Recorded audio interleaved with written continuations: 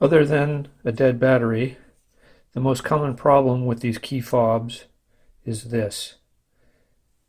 The eyelet breaks. And most dealers are going to charge you upwards of $100 to replace this thing. So I'm going to fix this myself. This is the product we're using. It's an epoxy putty. There's lots of brands. It's available at your local hardware store. You want to look for the putty that adheres to plastic. First though, we need to put a little reinforcement in here, and I'm going to use a piece of wire, and I'm going to encase this piece of wire inside of the plastic. So I'm going to cut it and bend it and have it fit down in here.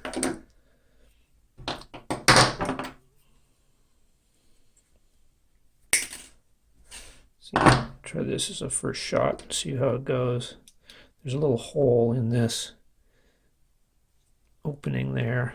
Now before you do this, you want to change your battery, because once you get this put together, it's not going to come apart without cutting away the epoxy putty repair.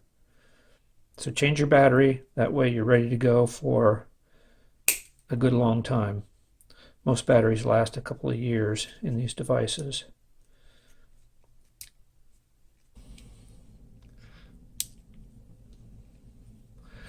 There. That should give some strength to the putty, because the putty just turns into a hard plastic by itself, and it needs to really grip onto something that has some strength. Okay.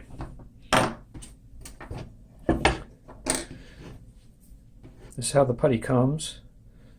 There's two components to it.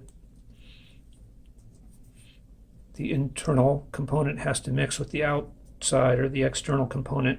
And we're just going to need a little tiny bit. So I'm going to take just a utility knife and cut a chunk off. It's wrapped in plastic.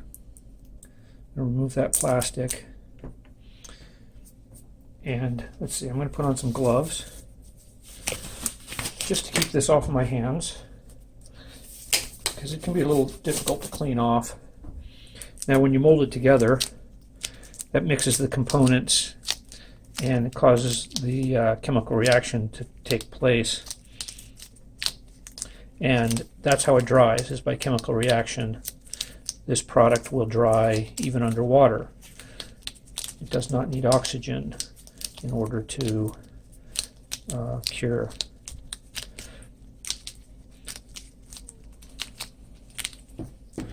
Okay. There we go. So we only have a few minutes working time before this really starts to harden. So you got to move right along here. I'm going to take off a little bit of that. And I'm going to mold it around here.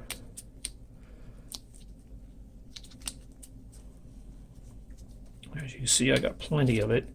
Now you can use a tool to shape it.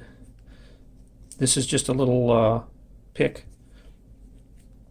I can use that, sort of shape it and press it into place, fill all those voids. I have a screwdriver here. I can use that as a tool, like a little putty knife, to help shape it, press it all together.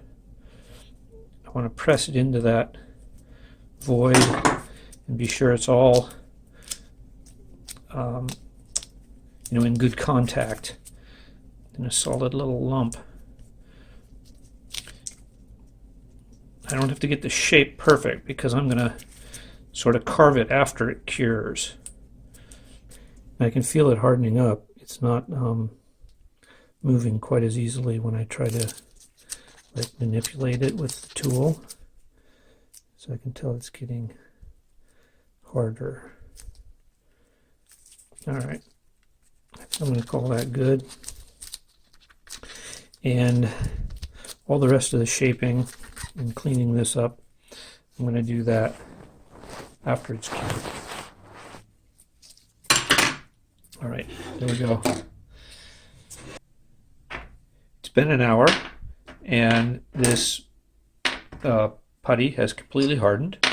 So now it's just a matter of cleaning this up, cleaning up the shape of it a little bit. I'm going to use a knife first here and see, it sort of carves it. It cuts it pretty well. You can sand and file this stuff. So I'm just going to do that. I'm going to shape it a little bit here.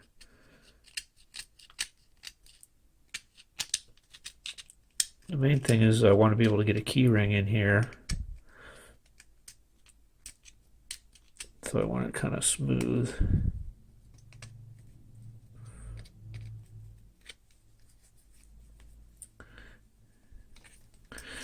Okay, I think I can fit a key ring through there now and have it move around without getting caught up. That's pretty good. Yeah. Now the one last thing we can do so it doesn't look so much like you've wrapped chewing gum around there is just take a black marker and color it up a little bit. That way it'll blend in with the black of the plastic fob itself. Alright, that looks pretty good.